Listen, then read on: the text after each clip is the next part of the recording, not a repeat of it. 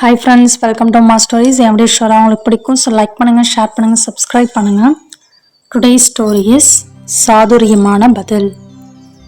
அன்று வழக்கம் போல் அக்பருடைய அவை கூடுது. பீர்பால் மற்றும் மற்ற அமைச்சர்கள்லாம் கூடியிருக்காங்க. அப்போ அக்பர் ஒரு கொஷின் கேட்குறாரு. என்ன அப்படின்னா, என்னுடைய மீசையை ஒருத்தன் பிடிச்சி இழுத்துட்டான், அவனுக்கு என்ன தண்டனை கொடுக்கறதுன்னு சொல்லுங்கள் அப்படின்னு சொல்கிறாங்க. ஒவ்வொரு அமைச்சரும் ஒவ்வொரு பதில் சொல்கிறாங்க.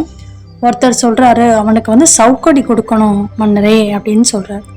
இன்னொருத்தர் சொல்கிறாரு, அவனை சிறைச்சேதம் பண்ணணும் அப்படின்னு. ஒருத்தர் என்ன சொல்கிறாருன்னா, அவனுக்கு தூக்கு தண்டனை கொடுக்கணும் அரசரே அப்படின்னு சொல்கிறாங்க. உடனே அக்பர் பீர்பாலை நோக்கி, என்ன அமைதியாக இருக்கீங்க பீர்பாலை, நீங்கள் ஏதாவது சொல்லுங்க அப்படின்னு சொல்கிறார்.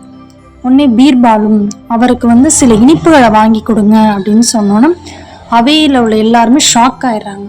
என்ன, அக்பருடைய மீசையை பிடிச்சி இழுத்தவனுக்கு இனிப்புகள் வாங்கி தரணுமா, என்ன சொல்கிறீங்க பீர்பாலே அப்படின்னு கேட்குறாரு மன்னர். யாருக்குமே ஒன்றுமே புரியல, எல்லாம் வியப்பாக பார்க்குறாங்க. உடனே பீர்பால் சொல்கிறான், உங்களுடைய மீசையை பிடிச்சி இழுக்கிறதுக்கு இங்கே யாருக்குமே தைரியம் கிடையாது. அப்படி உங்கள் மீசையை பிடிச்சி இழுத்து விளையாடி இருக்காங்க அப்படின்னா அது உங்களோட பேர்னா மட்டும்தான் இருக்கணும். அவருக்கு நம்ம இனிப்புகள் வாங்கி தர்றது தானே சரியாக இருக்கும்.